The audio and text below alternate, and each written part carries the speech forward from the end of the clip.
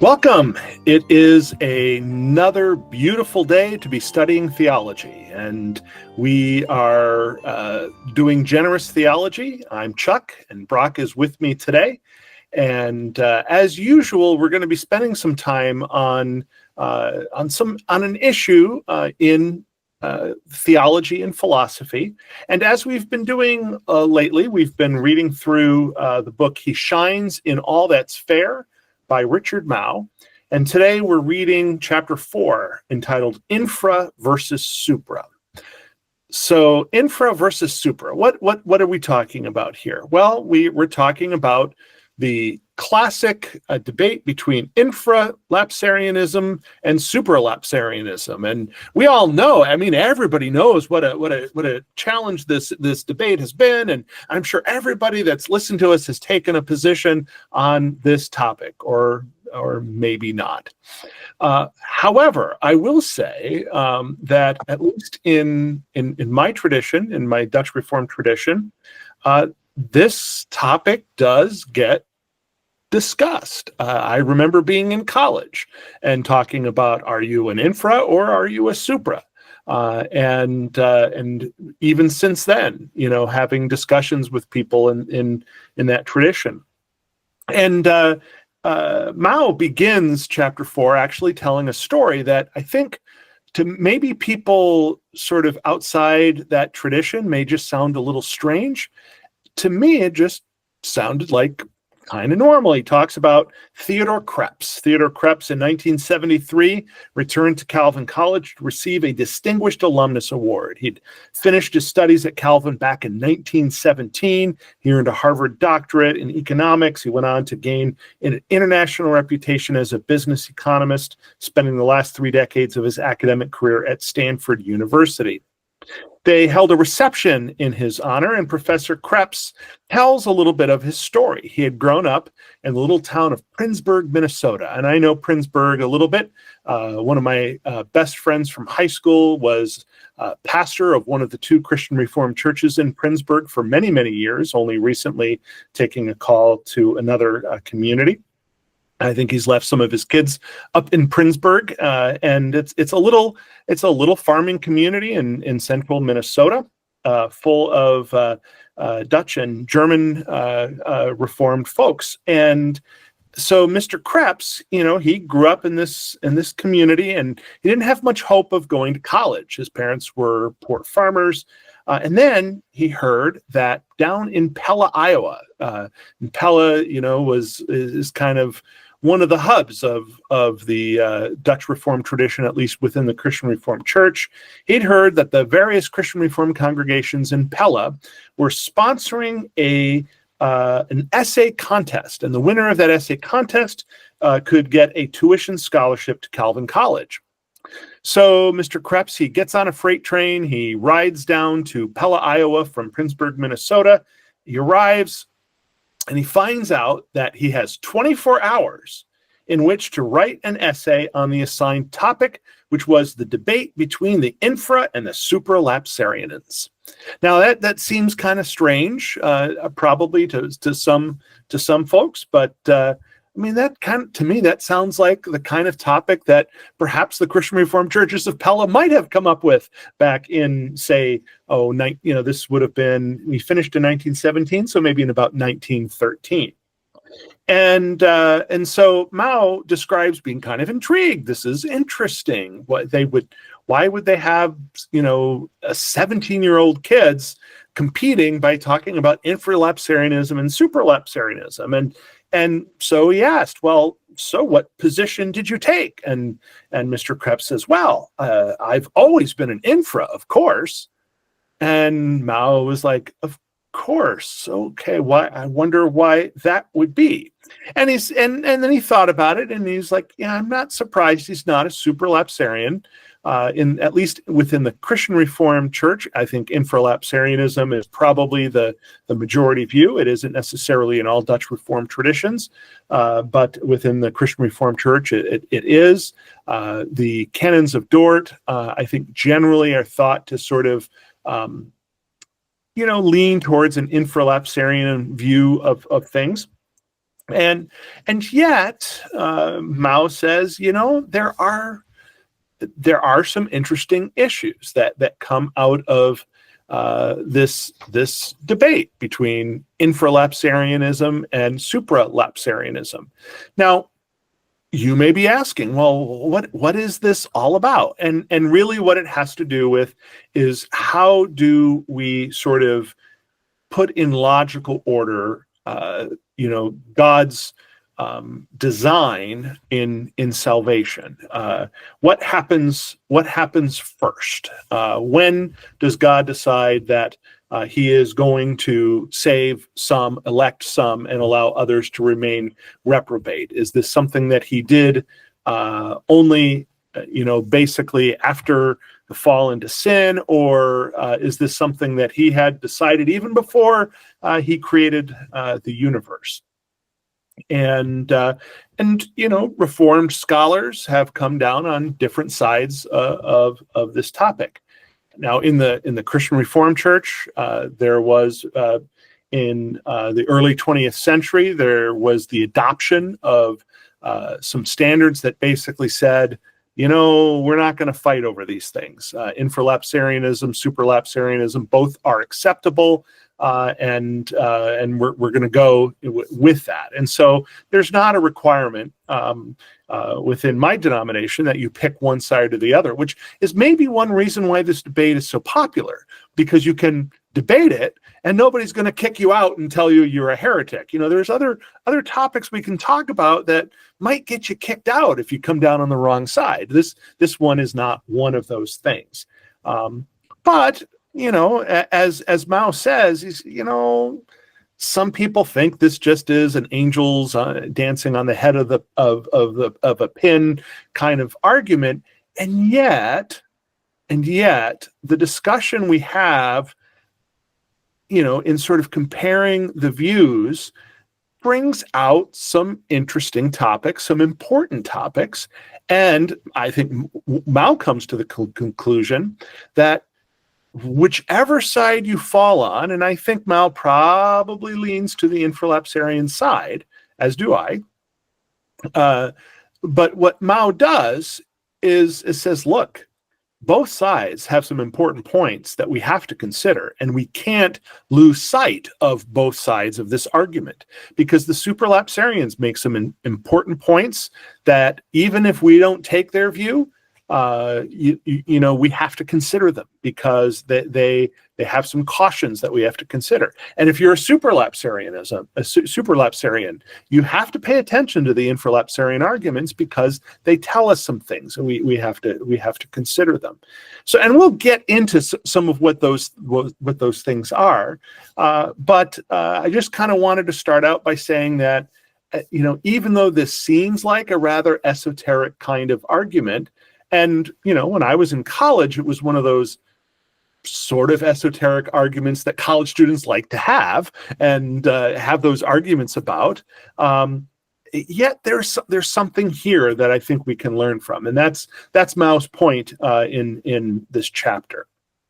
So, Brock, are you an infralapsarian or are you a supralapsarian? Or have you sort of taken, I don't know, it could be one or the other, or maybe there's something else out there. But what do you think about these debates? Or are we Christian Reformed people just kind of weird for, having scholarship contests that are won by people in order to go to college over a topic like this? Yeah, my friend, I think we are weird. There is no doubt. The verdict is in. We Reformed people are weird for talking about such things. The old English, the old King James English often speaks of believers as a peculiar people, and we surely are, even though in the Old English, the Old English does not mean peculiar in the sense that we typically mean it today, which is to say weird or strange or, some sort of odd duck. It meant something in the older English, much more along the lines of something specific, something concrete. as opposed to abstract or amorphous or ill-defined. So to answer your question, yes, I am definitely peculiar, but on this issue, I am neither infra nor supra. As Herman Bavinck talks in his Reformed Dogmatics about being neither infra nor supra. Having said that, there is blessing and benefit that both camps have brought to Reformed theology. In my professional opinion, in Bavinck's opinion, in the opinion of others,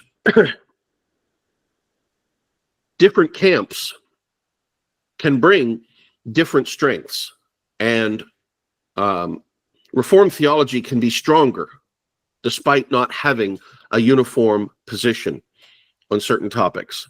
Now, on primary issues, of course, this doesn't make sense.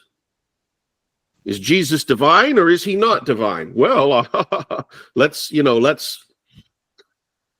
entertain people who think either of those. No. On the primary issues, we're absolutely in a uniform situation. But there are many secondary issues. There are many issues that the Bible does not seem to give us this absolute clear sense or answer for. And I think this is one of those. And in those cases, we believers should learn how to enjoy. First of all, finding out our own beliefs, reading the scriptures, weighing the pros and cons, coming to understand where our own inclinations lead us, and then rejoicing in those. And then on top of that, Chuck, once we've figured out where we stand, we can enjoy the journey that other people in other camps take us. So as neither an infra nor a supra, I am blessed reading the treatments from either camp. I am blessed considering the arguments from both. Both of them, as Professor Bavinck talks about in his Reformed Dogmatics, both of them bring very interesting insights to the discussion. Now, just a few words, and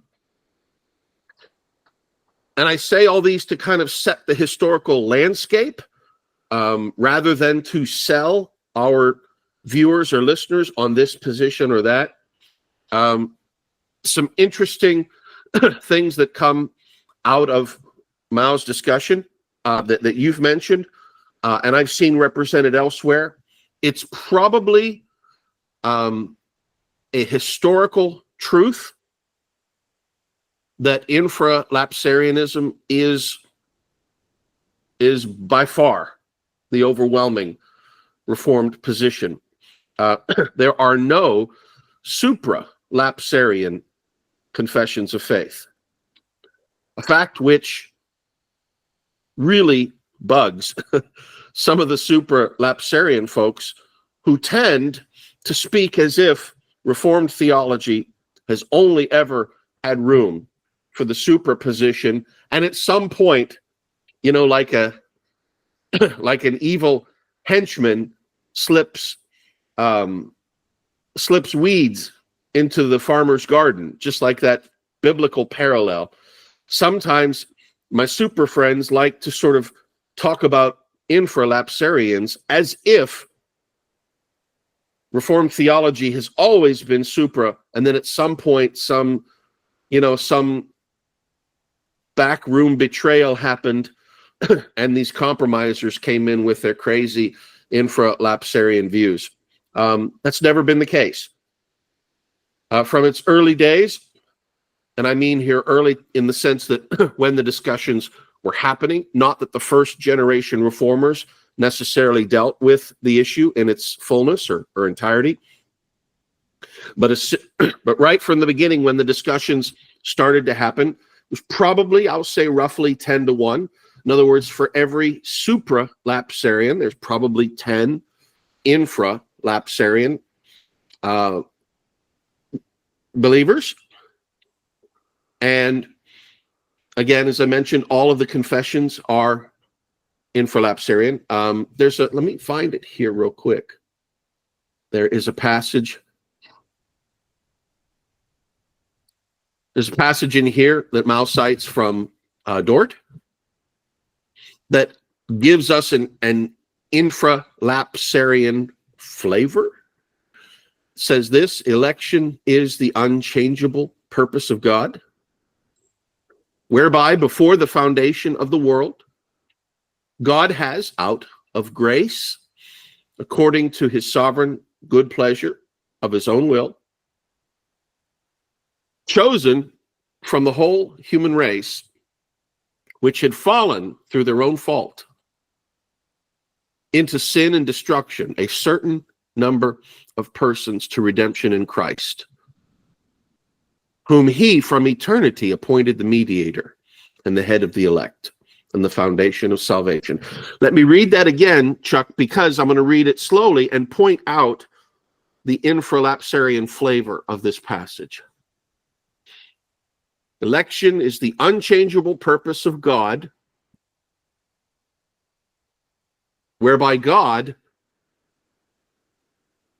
has chosen from the whole human race, which had fallen through their own fault, a certain number of persons to redemption. So the idea here, the flavor that's coming out of this sentence from Dort, is that out of the fall, as a consequence of the fall, you could possibly put in here, logically, after the fall, God chose to redeem. Now, the Supra position is puts that the electing process of God prior to the fall, and so that's really what this is about.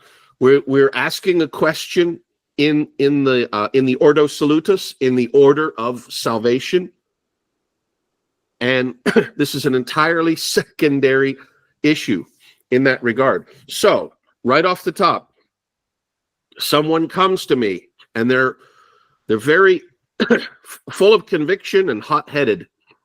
We've got to make Reformed theology all supra, or we've got to make Reformed theology all infra. I'm going to say, whoa there, big fella. There's a lot more that's going on here. And I think that's the first fundamental takeaway. The second takeaway is why did this topic divide the way that it did? And Chuck, here's where I'm going to throw it back to you for some light about how it impacted the Christian Reformed Church and the Protestant Reformed Church in the issue of the doctrine of common grace. Because while there are first-rate scholars on both sides, how is it that this secondary doctrine turned into such a hot issue to the point where good people in Christ started treating it as a primary one? How did that happen, Chuck? And what does that say about the nature of our church interactions in the last century? Yeah, that's a really good question, and I was thinking about that even in the light of not only this conversation, but some of the other conversations that we've had in thinking through Mouw's lectures here, and as you know, this divide between the Christian Reformed and the Protestant Reformed, which happened in the 1920s, this is another one of those areas where there has been some difference of opinion. That generally, the Protestant Reformed folks come down on a more supralapsarian way of thinking, and they insist that the more infralapsarian bent of the Christian Reformed Church is a sign that it is moving in the wrong direction. And it's interesting, you may or may not know that in recent years, there's been a fairly significant division within the Protestant Reformed Church. Back, probably it's been maybe 6-7 years ago, there was a division out of which came a new denomination called the Reformed Protestant Church. And the issue there, it's a little hard sometimes to understand, because the folks who are making the arguments from the Protestant Reformed and the Reformed Protestant side are somewhat talking in very much insider language. But it seems to be really related to how much how important it is to remember that salvation is only from God and is not a human act. Now, neither side in the Protestant Reformed versus Reformed Protestant argument would agree with sort of an Arminian take or a Pelagian take that says that humans have the ability to save themselves, or that humans participate in their own salvation, just as no one in that divide between the Christian Reformed Church and the Protestant Reformed Church on common grace really disagrees on that issue. It's really more on the emphasis and the concern that those who are perhaps on the more strict side of things, the concern that they have that in allowing for a broader view, you're just going to have a slippery slope. And that's what's happened now, just even in the last few years within the Protestant Reformed Church with this division. I think there's a total of 4 congregations, and it may be down to 2 or 3 actually in the last year or so, who have formed this Reformed Protestant Church out of concern that the Protestant Reformed even have gone a little soft on some of these issues. But it really is, what it really comes down to is the importance of remembering that salvation is a work solely of God, and that we don't participate in that salvation. And when you think of the traditional supralapsarian view, it is harder to fall out of that supralapsarian view into a sort of semi-Pelagianism or an Arminianism, because supralapsarianism is so focused on monergism, on the fact that God made a determination that he was going to elect some and keep some reprobate, and he did that even before he decided, to create the universe. And with that logical way of thinking, it really there is far less danger of falling into sort of a man-centered sort of focus. It really is a very God-centered focus. And that's the strength of the supralapsarian position. Now, there are some weaknesses as well to the supralapsarian position as well. But I think that's really why you have this argument. And maybe I'm a little biased, being, as I've admitted, I kind of fall on the infralapsarian side, and so perhaps I'm a little biased, but I find that it is often the supralapsarian side that is more likely to say, "Oh, you infralapsarians, you're just headed to perdition. You're on your way. You're apostatizing," to use language that the Reformed Protestants were using against the Protestant Reformed. Not in apostasy now, but headed toward that direction. And infras don't tend to use that language towards supras, but there is a good reason for that, because at least on that issue, the supras are safer, right? The supras aren't going to fall into sort of a more Arminian or Pelagian way of thinking, because you just can't do that. If logically you say God chose to have some be the elect and some be the reprobate before he even created those people, before he even created the universe, well, then of course the focus is going to be on salvation as solely a work of God.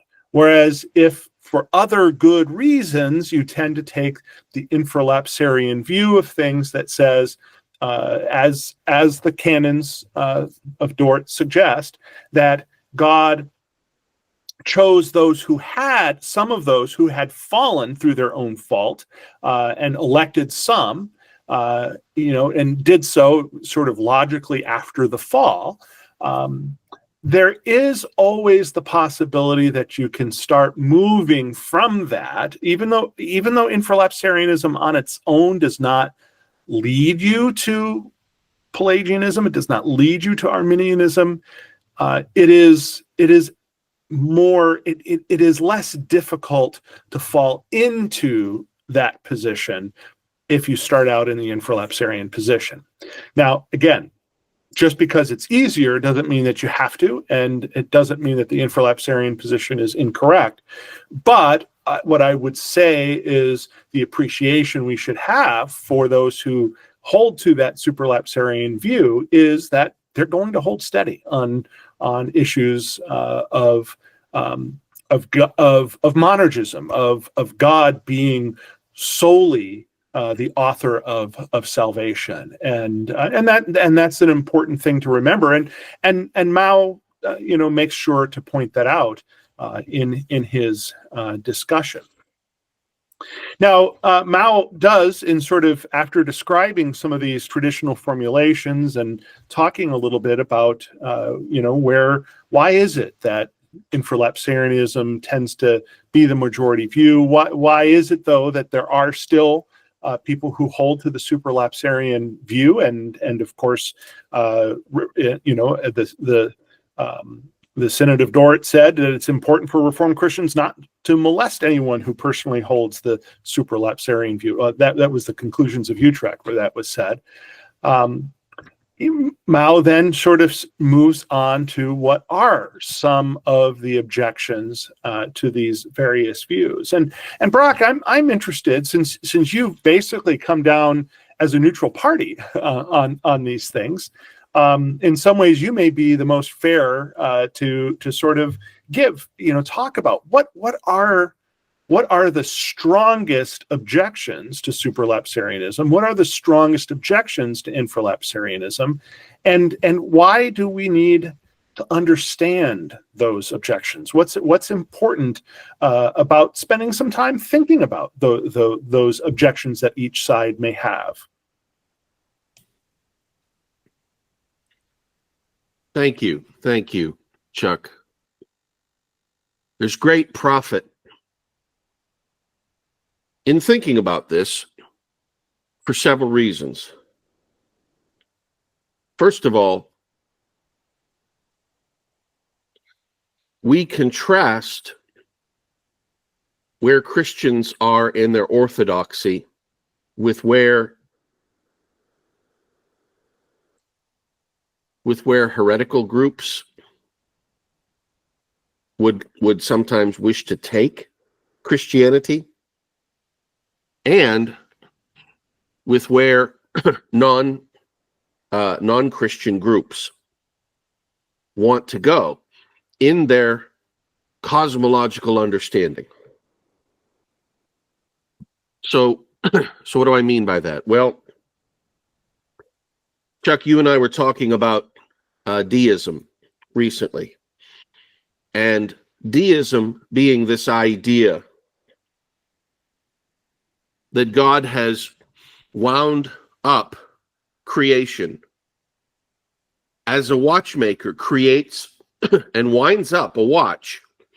Now, this analogy goes back to the old analog watches that were powered by springs and where time was kept by this intricate, elaborate system of cogs.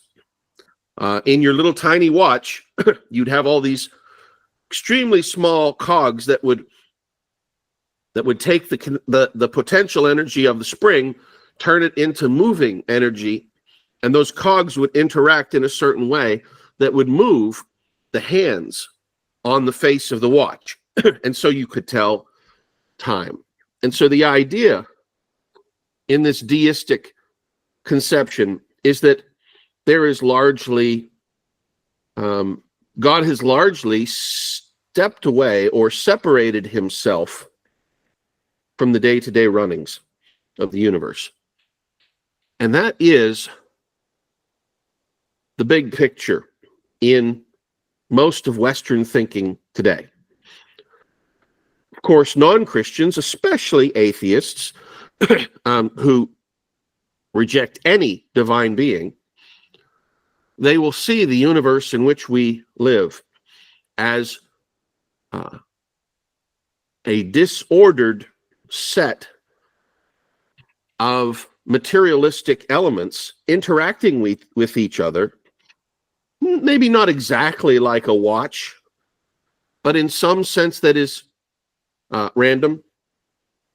It's not directed or purposed towards any specific ends other than the ends that might manifest locally. For example, you know, if a person playing a game of billiards strikes the cue ball, and that cue ball strikes another ball, which then breaks and strikes other billiard balls. You know, there's some purposefulness locally in that game of pool,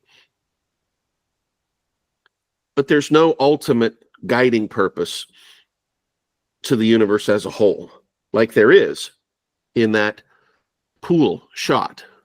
And so it's the same thing here. Now, Christians, of course, look to God as the prime mover, the creator of the reality in which we live. However, on top of that, we get additional illumination on the day-to-day nature of things. Jesus says in that discussion setting that we talked about the other night, Chuck, that I think it was John chapter 5, Jesus says, "My Father is always working."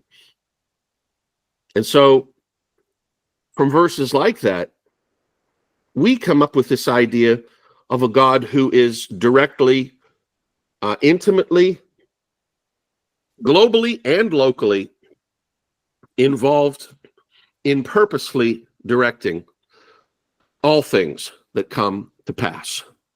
Now, in that sense, when you compare infras and supras with the contrasting non-Christian or deistic Christian conceptions, then infras and supras are practically twin brothers. We're very close on the essentials. That God is driving towards a purpose, a final ending that is specific and particular. We used the word peculiar earlier on. Particular, you know, God is moving, God is working all things out towards their final ends, such that at a personal level, nothing is left to chance. And this is something that even Christians who are not Calvinists will usually affirm, although not always. There's an interesting collection of open theists and open adjacent theists who want to really preserve some areas of outworking that are not completely under this direct control, this direct causal situation and relationship. And the reason why is because if God is in control of all things, then people will ask, doesn't that make God the author of evil? Doesn't that make God and not humankind the sinner? Isn't the human sinner simply reacting the way that God, quote unquote, forces him to do? And this is exactly, Chuck, how some people will talk about Jeremiah chapter 18, the potter and the clay. Jeremiah goes down to a potter's house because God has told him to do so.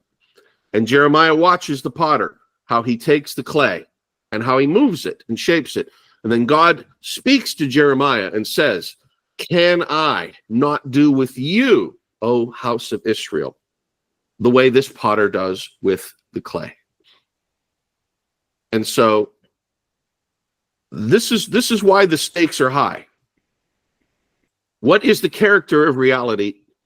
To what degree is God involved? And how does the human will and concepts of human freedom, along with the idea of causality and culpability for sin, both on humans' part and, as some accuse, God's part, how do those things all fit together? And so we have deistic and non-Christian ideas way out over here.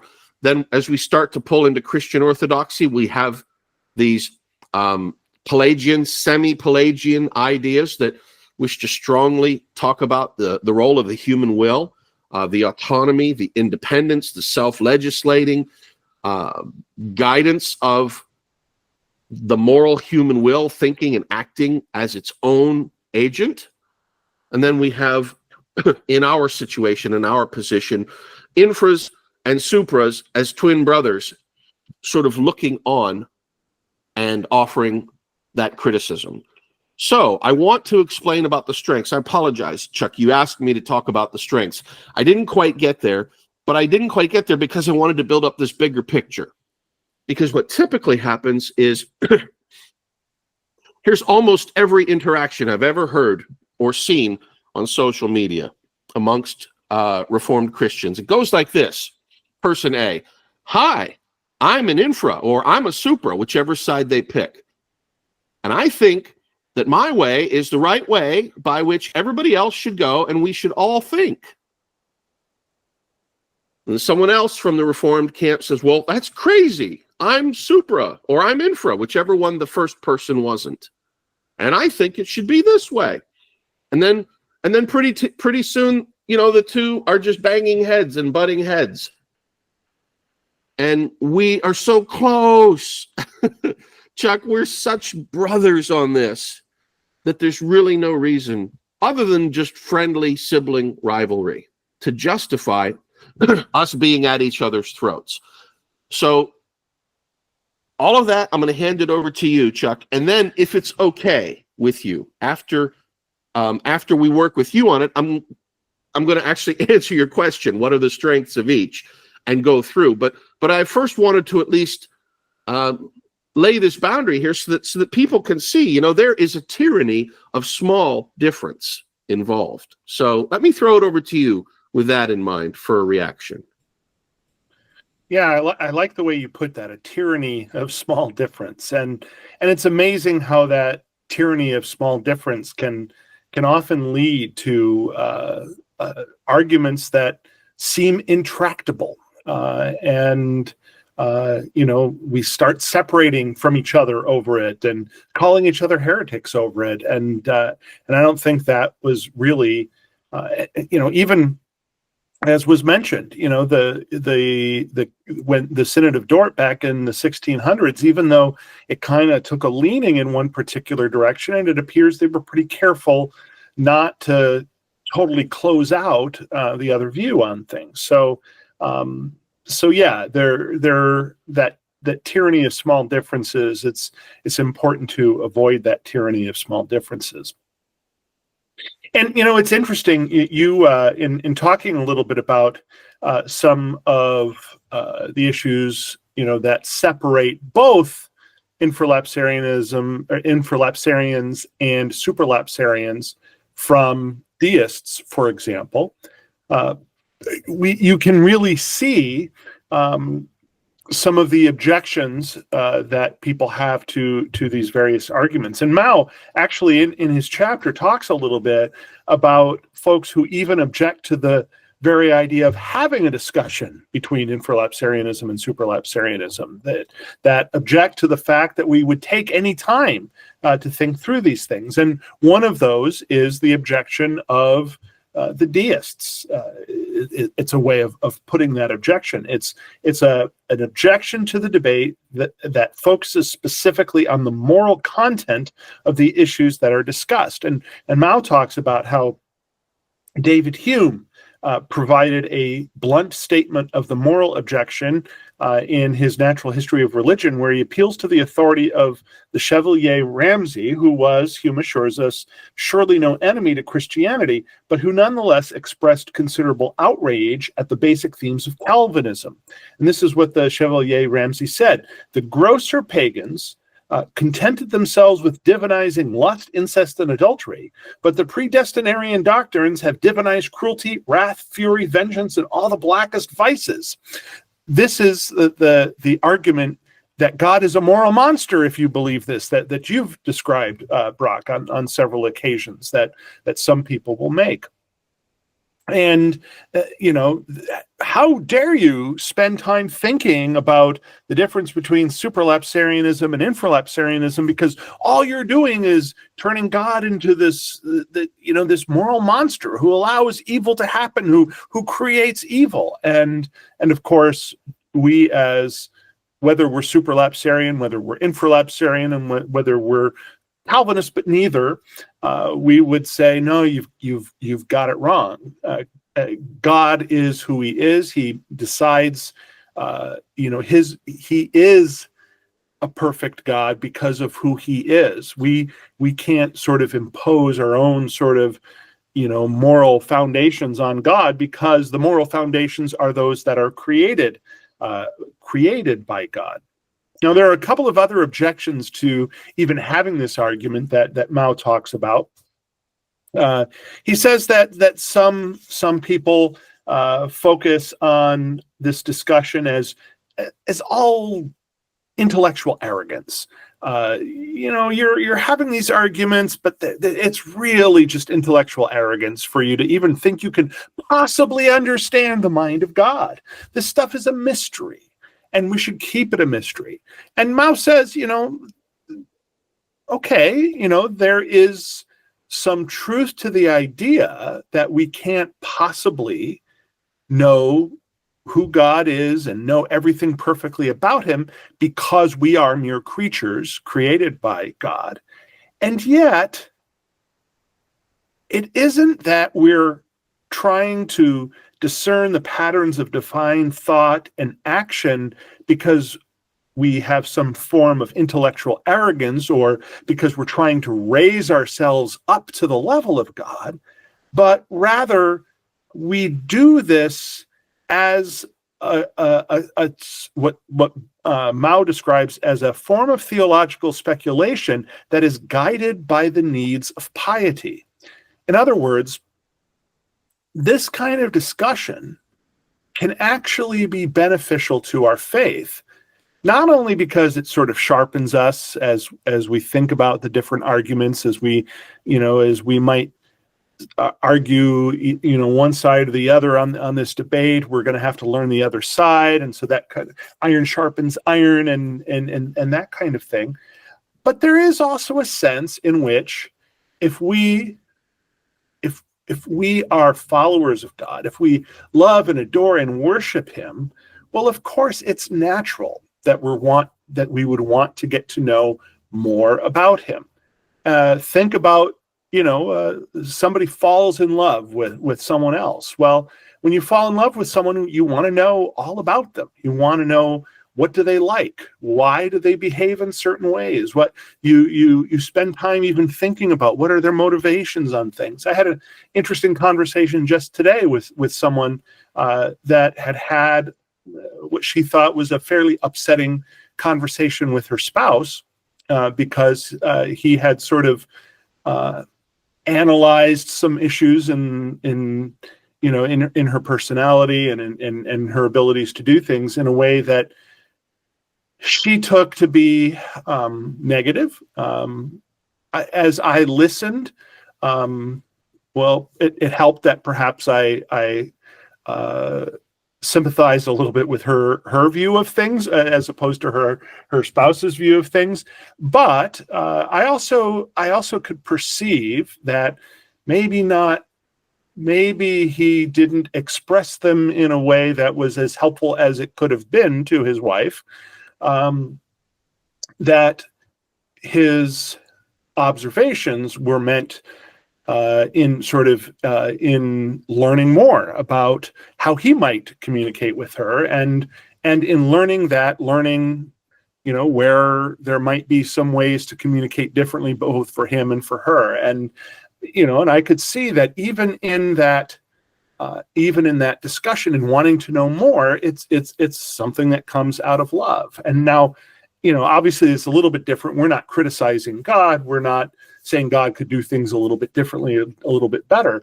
But there is a sense that, there is validity to the idea that if we love God, we're going to want to know more and more and more, and study more and more and more, and maybe not just leave things to just be a mystery. Now, it can go too far the other way. I will grant you that. And I have appreciated, for example, some of my Lutheran friends who really do have a profound view of the mystery of who God is as well. And there's value to that as well, as there is to sort of the Reformed way of doing things, which often is to just keep learning more and more and more and more, and try to explain it all and put it into patterns and put it into ways that we, that we can think about who God is. And Mouw says, us Reformed folks, it's okay.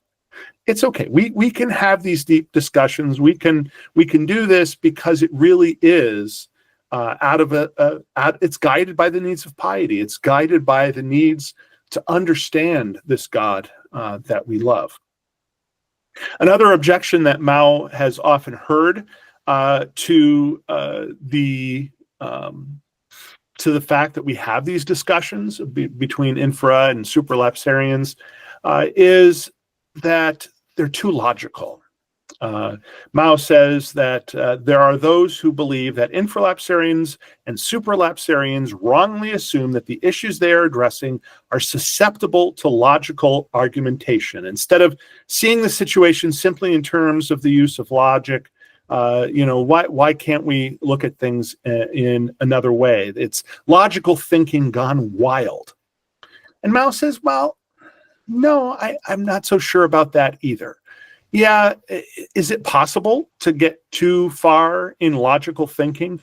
Is it possible to go so far that we start drawing lines and boxes where they don't exist? Yeah, I guess that's possible. But Mouw says, in thinking about this debate between infralapsarianism and supralapsarianism, and thinking about the Ordo Salutis, the order of salvation, and thinking about sort of these logical order of the decrees of God, maybe we ought to see this as being more than just a logical argument, but also see it as an exercise in narrative theology, in the storytelling that we engage in to help us to understand the gospel story, to help us to understand who God is and how he has acted. In this way of construing the discussion into sort of a narrative theology, the proponents of these two perspectives are setting forth alternative narratives that are meant to make sense of matters that would otherwise remain disconnected. And so by telling these stories, and maybe telling them in somewhat different ways, the supralapsarian story is a little different than the infralapsarian story. It comes from a slightly different perspective. Maybe it's sort of like, when a couple of people see a crime or a traffic accident, and they report what they saw, and they maybe see it a little bit different because they were from a slightly different perspective, but they're still telling the truth. In some ways, that's what's happening here with infralapsarianism and supralapsarianism. They're both telling the truth. They're not necessarily disagreeing on the key issues. It's just that the differences really come in the perspective that we're seeing these truths from. It's not that the truths are different. It is only that the perspective from which we're looking at them are a little bit different. And so narrative theology can be useful in that way. Now, I will say we have to be careful when we do narrative theology.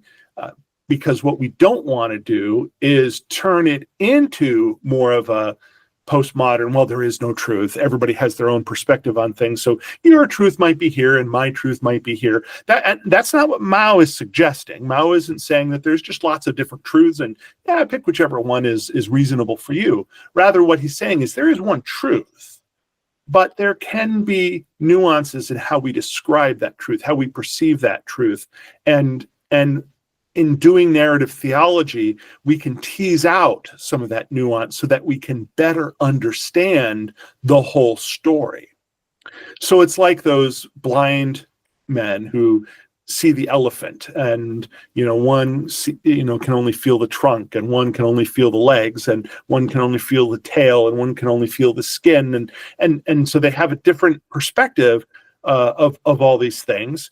But then you put it all together, and now you have a much better view of things. And there's a sense in which narrative theology can allow us to do that, to get a better, more detailed, wider perspective picture of the truths of salvation, of the gospel, by telling the story from these slightly different perspectives. And so Mouw encourages us to continue in having these discussions about divine character and about what that means. What is God's glory and how is it shown in the way that He performs salvation and gives salvation to us, and the logical order in which that salvation occurs. Slightly different perspectives of that can really give us a better view of who God is. All right, Brock, you promised, so I'm going to hold you to your promise now. I want to hear from you. So what you're the neutral party here, okay? And you're the one who you've heard these arguments from both perspectives, and I'm really interested. What to you are some of the real strengths of the infralapsarian position? What are some of the real strengths of the supralapsarian position? And then the flip side of that is where are some of the weaknesses, and what are some of the pitfalls that those who hold to each of these views might occasionally fall into, and how might considering both of these narratives of salvation, how can they really help us in giving glory to our glorious God?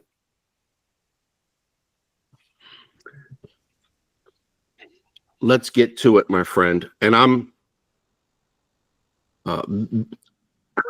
using some notes on Herman Bavinck's treatment for supra and infralapsarian here. So I'm going through these notes. They are not original to me. I want to give credit where credit is due. I also want to put a link in the chat session so that you have that as well, my friend. You can see where I'm looking. I'll just go down starting with the points here. I do agree. So the first thing to consider in adjudicating is that there are substantial points of agreement between the supra and the infra positions. Bavinck outlines and says this: God is not the author of sin. So whatever can be said about either position, to make the accusation that to be supra means God is the author of sin, or to be infra means that the authors are the theologians who hold to the various positions are very careful to insist that their treatments do not let it go, do not go to that conclusion. Both sides also agree that Scripture is the only source of our knowledge about God's decree.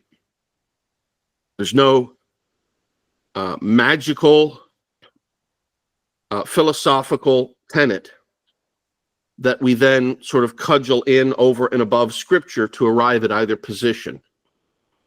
especially with respect to philosophy. Both sides agree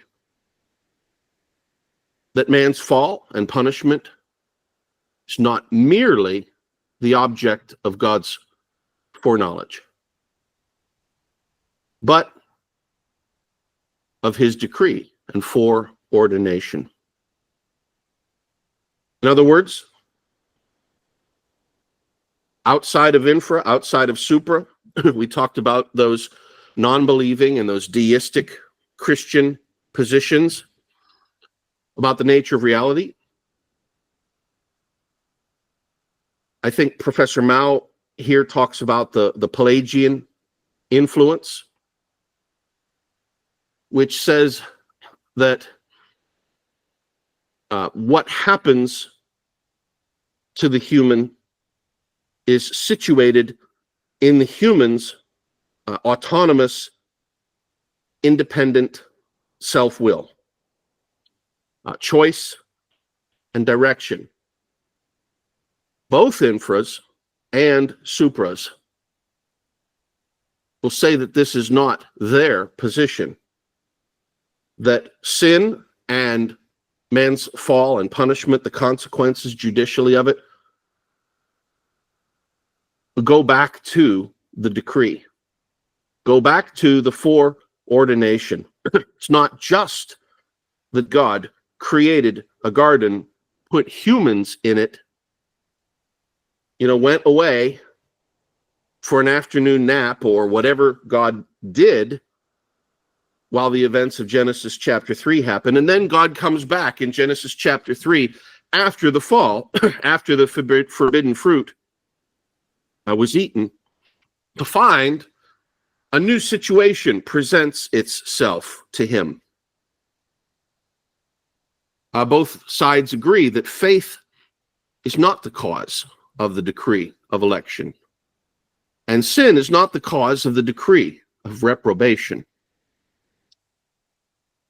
Now, where it comes to the points of disagreement, again, I'm working with this outline. Supralapsarianism places the decree above or prior to God's decree to permit the fall.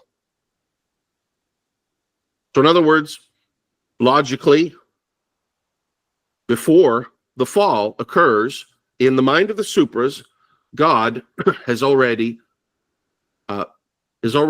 decreed the electing situation, the electing response, the entire plan of salvation.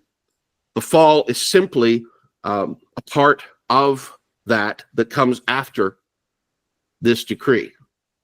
Infralapsarianism places the decree of predestination below or after the fall. So you have, for Supra, you have predestination and then fall, and then for Infra, you have the fall and then predestination.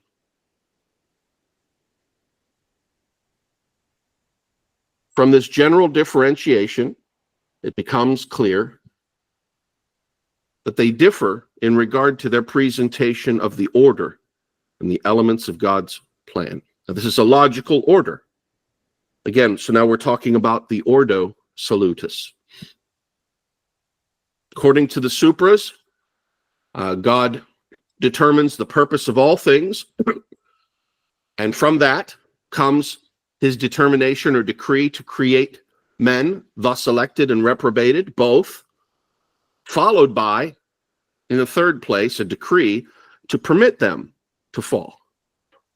Then finally, number 4, there's a decree that comes out of that to provide a mediator for the elect and to condemn the reprobate. So that's the supra-logical order of salvation. Now, the logical order, according to the Infras, there is a decree to create people sinless and blameless. Then there is a decree to permit them to fall. Then there's a decree to bring out of this fallen multitude a portion. That's called the elect. And in that same decretive act, the ones who are not brought out of sin and into salvation will be left into their sinful misery. And then from that comes this decree by which, the mechanism is that salvation of the elect will come through Christ. So having laid it out here, the first thing I want to note is that while both make interesting points in their ordering, we have to ask the question, why does the ordering have to be one or the other? And I don't mean it in the sense that there isn't perhaps ultimately a logical answer. I mean it in the sense that, how do we discern that from the scriptural revelation? Now, it's true, some people, Chuck, are able to read the scriptures and study the scriptures and come to deeper conclusions about the meaning of the scriptures than other people. For my whole life, Chuck, I've studied other people because I myself am not very gifted in pulling all of the elements of scripture together in my own power, in my own reasoning. I do much better when I copy the notes off of my brother. There's that there's that meme that goes around, Chuck, that has, I think it's a Mr. Bean sketch, and it's got Mr. Bean sitting there, and he's looking over during the test taking, the exam, and he's looking over at his neighbor to try to find what the answer is, so that he can write it down because he doesn't know himself. Chuck, I'm ashamed, but not too ashamed to admit it, that in 40 plus years, that has been much of where I've grown theologically, has been in standing on the shoulders of others. Yet, when we see theologians of the highest order coming up with two plausible logical orders in and of themselves, supralapsarianism is very plausible and compatible with the rest of Reformed theology. So also is infralapsarian, very compatible. And yet, of course, they're different. They're not the same. And so, in that sense, I take joy that smart and penetrating thinkers have proposed these different schemes, but at the same point in time, I don't feel like I need to commit that it has to be this position or it has to be that. Now, what are some of the benefits? So the notes here talk about its supralapsarianism is at its best when it maintains that God's glory is the final goal of all of God's works. Also, according to supralapsarianism, there is a very strong sense of particularity. Humankind is partitioned into elect and reprobate in such an early part of God's mind, so to speak, that it has to be very clear that the divine oversight over the entire plan of salvation, why do some people believe? Why do others not believe? There's such a strong sense in supralapsarianism that God is the ultimate cause of salvation in the sinner. And God is the ultimate cause of punishment for the non-believer. And so where some interesting points will come is people will push back and ask the supralapsarian holder, does the reprobate sinner participate in the decree of God in the same sense as the elect sinner who is saved? I think the answer there has to be no. But it's an area of controversy. Now, for infralapsarians, there is this idea that that sin comes out of the fall, not in the sense that God hadn't considered it before or hadn't made preparations for it before, but that God is not driving salvation or damnation, except as, in the case of the sinner, it's being driven by the fall. So the fall happens, and then God, now this is a controversial way to put it, but the decree is logically responsive to that existential situation. And so we see in this case here that they both seem plausible, Chuck. And how do we want to weight? Do you want to weight one over the other? Honestly, I think both are very plausible. I tend to find that Supras are stronger in considering the glory of God, and they articulate that they are concerned about the integrity of the scriptures in clarifying wherever possible the role of the decree in salvation. So that, in other words, the Supras are the most intransigent opponents of the Pelagianizing forces. Whereas the Infras, it seems, are much more able to play in a larger theological space. They're able to interact with more groups in society than Supras. Supras tend to be find it very difficult to interact in communities outside their own, other than to just sort of come into a room and lob their supralapsarianism into the discussion as a grenade in a sort of take it or leave it mode. Whereas, you know, in my experience, and this is my private judgment, others may go somewhere else.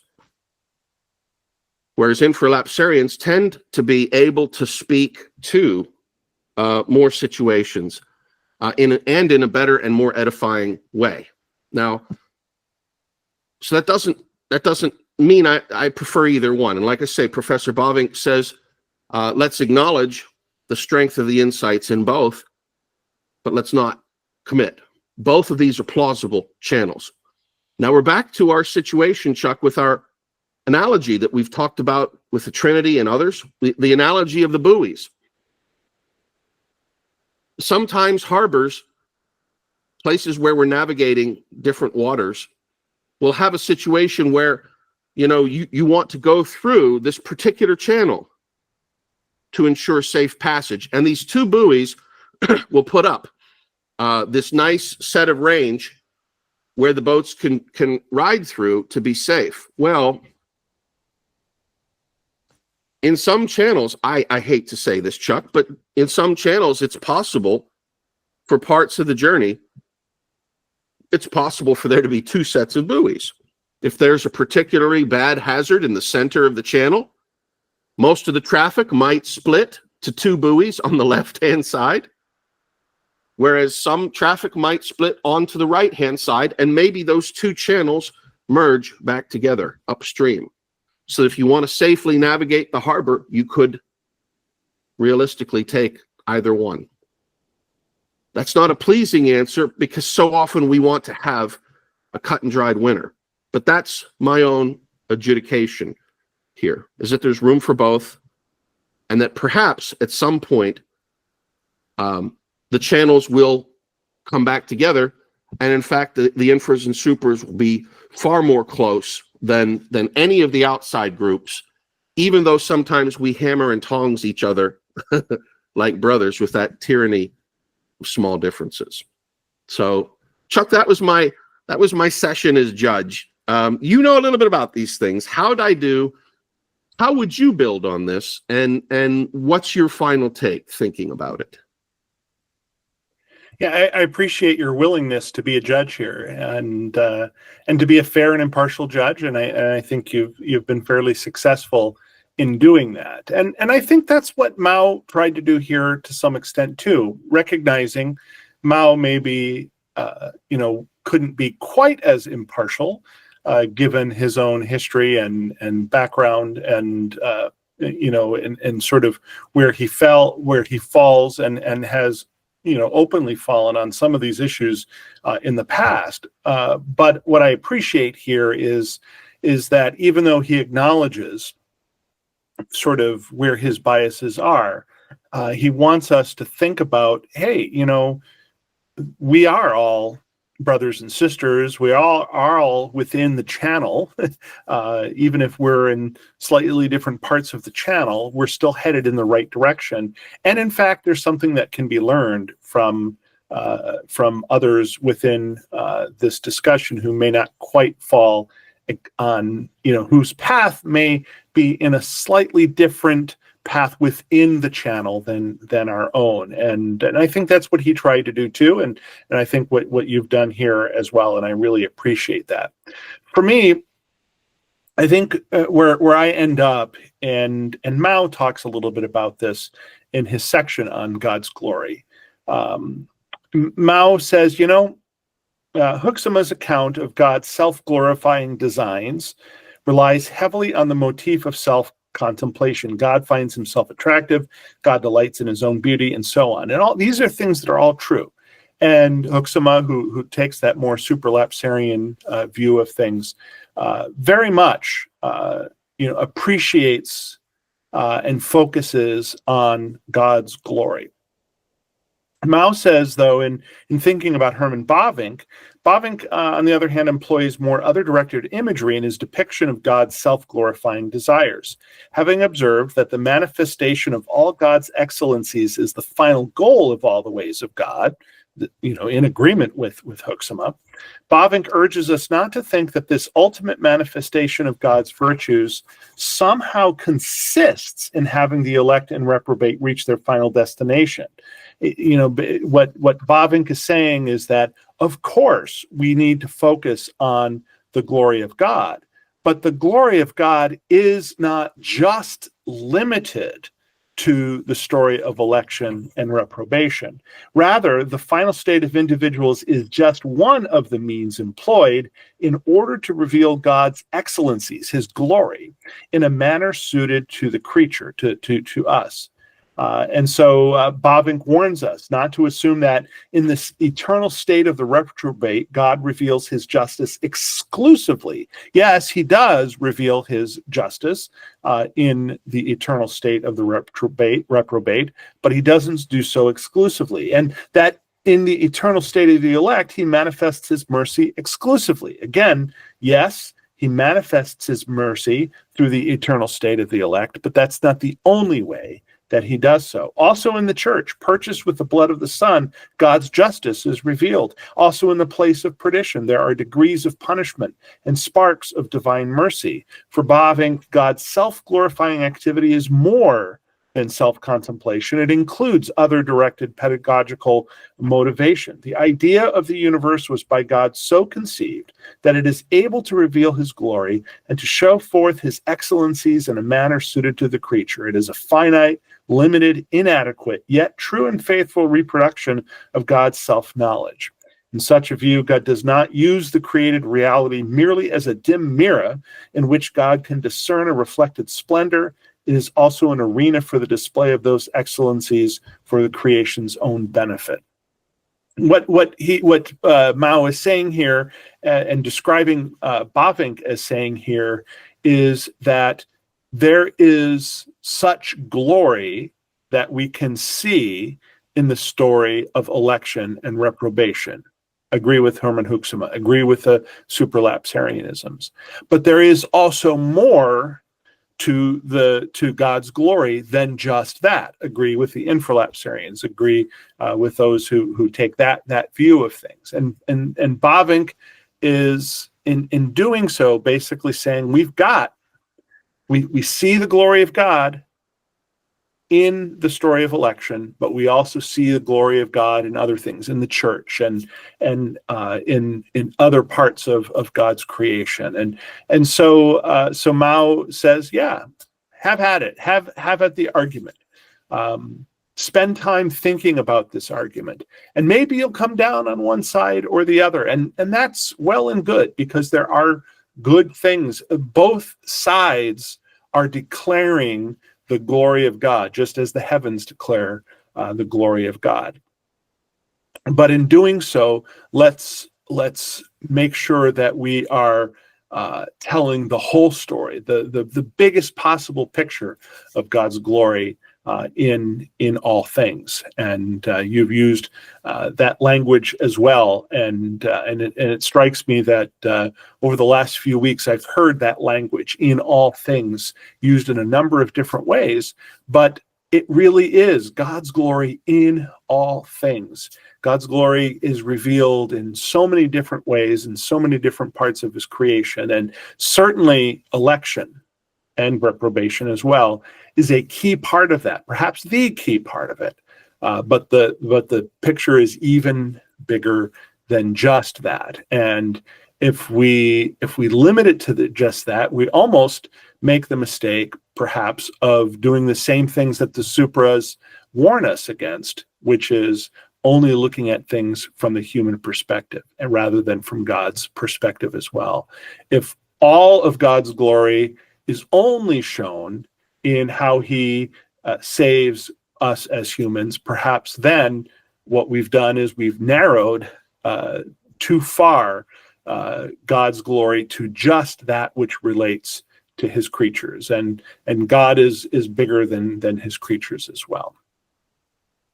Before I close up in prayer, Brock, is there anything you'd like to sort of add or finish up with as we think about this really, really interesting chapter and really deep chapter by Richard Mouw on infra versus supralapsarianism?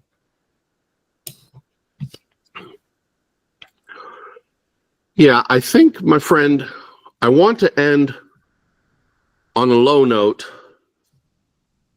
so that perhaps something good could come of it. And I call it a low note because I'm going to do something we rarely like to do. We rarely enjoy doing. And I would not do it now if I hadn't seen personally the great need.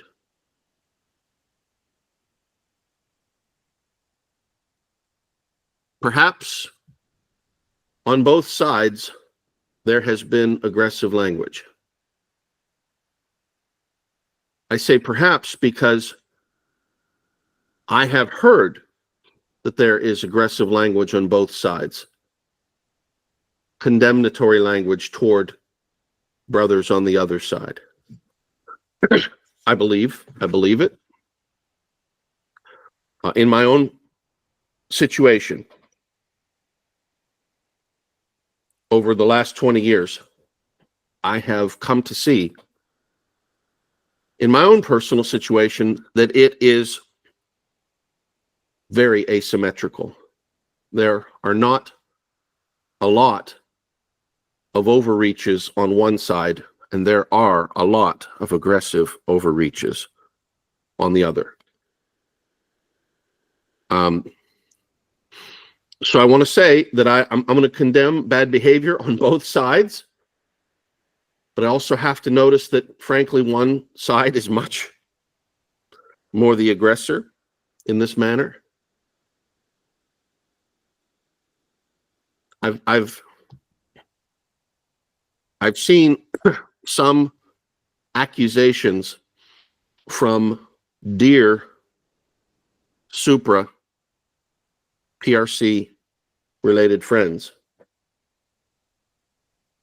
that CRC persons and other theologians from the 20th century who supported the doctrine of common grace, I've heard them called names that don't make sense coming out of the mouths of otherwise first-rate Bible scholars. Namely, I've heard common grace defenders and well-meant offer defenders, heard them called Arminians.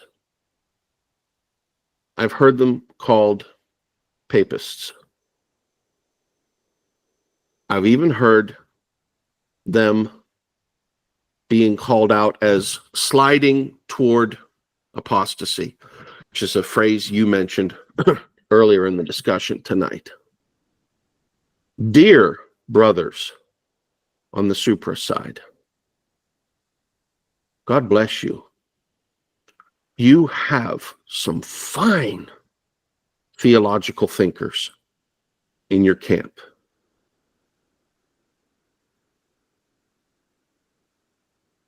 Nobody wins when you overstate the situation to try to win discussion points in the culture wars. I talked with somebody prominent on that side, just me personally interacting with them. And I said, blah, blah, blah, blah, blah, blah, blah, common grace. And out, of course, came the, John Murray is an Arminian. Friends, John Murray might be wrong on a theological position, but the man had a sustained public ministry over decades of affirming all 5 points against the remonstrance. 0 out of the 5 Arminian points. I know you're passionate. I know you want to win. But we can't advance God's kingdom through putting our thumb on the scales. So I pressed the brother. Are you sure Murray's an Arminian? Well, yeah. Okay. He affirms 0 out of the 5 points. Well, okay, the brother says. He might not affirm all 5 of them, but he sort of does by holding to the doctrine of common grace. I can't tell if my brother is blind or willfully ignorant on this. We can't work with that, brothers. We can't do that to each other. I can't go around saying to my PRC brothers, oh, you're not with me. You must be an Arminian. We've got to do better. Somehow this divide has to heal. And I know there's going to be a PRC person who watches this and says, you're picking on my side unreasonably. You're not mentioning anything about the other side. Well, listen, if you have kids, you know how it goes. You know that kids are kids. And you know that sometimes a parent separates them. And you know that sometimes the parent has to administer a little bit of corrective rebuke. In general, parents rebuke the elder child when both children are misbehaving.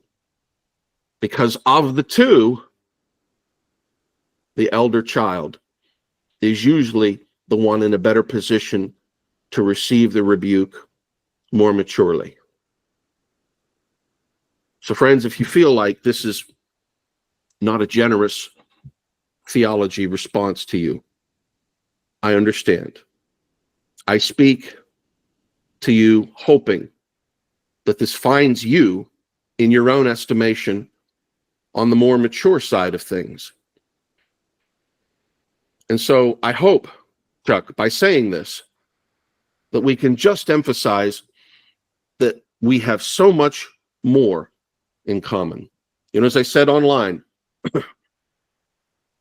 we have what, 95, 98% agreement on our doctrines, especially when compared with the more actual, explicitly Pelagian, deistic, and non-Christian positions that are out there.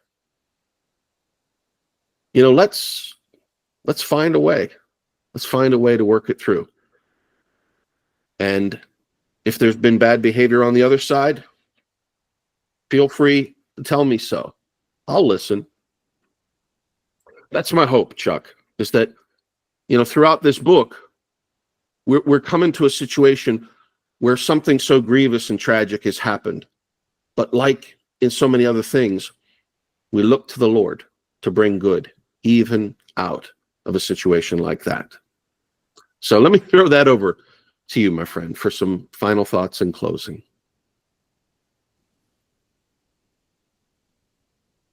Yeah, and for final thoughts in closing, I think what I'm just going to do is do something we've done before, which is to read Psalm 19. We've done this as part of our discussions before, and I know it's one of your favorite psalms, and it's one of mine as well. And I think it's an appropriate psalm to use as a prayer here because it is so focused on the glory of God, and regardless of where we fall on these issues of supralapsarianism, infralapsarianism, where we fall on issues of common grace, where we fall on some of the divides that sometimes divide us, I think we need to focus first on bringing glory to God rather than on trying to win our own glory through our intellectual pursuits or through our winning these arguments, because in the end that's not what is important. What is truly important is the glory of God. So that's how I'm going to finish up here with Psalm 19. The heavens declare your glory, O God. The skies proclaim the works of your hands. Day after day, they pour forth speech. Night after night, they reveal knowledge. They have no speech. They use no words. No sound is heard from them, yet their voice goes out into all the earth, their words to the ends of the world. God, in the heavens, you have pitched a tent for the sun. It's like a bridegroom coming out of his chamber, like a champion rejoicing to run his course. It rises at one end of the heavens and makes its circuit to the other. Nothing is deprived of its warmth. The law of the Lord is perfect, O God, refreshing our souls. Your statutes are trustworthy, making wise the simple. Your precepts are right, giving joy to the heart. Your commands are radiant, giving light to the eyes.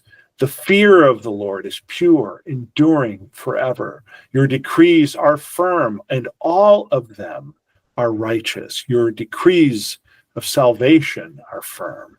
All of them are righteous. They are more precious than gold, than much pure gold. They are sweeter than honey from the honeycomb. By them your servant is warned. In keeping them there is great reward. But who can discern their own errors? Forgive my hidden faults, O God.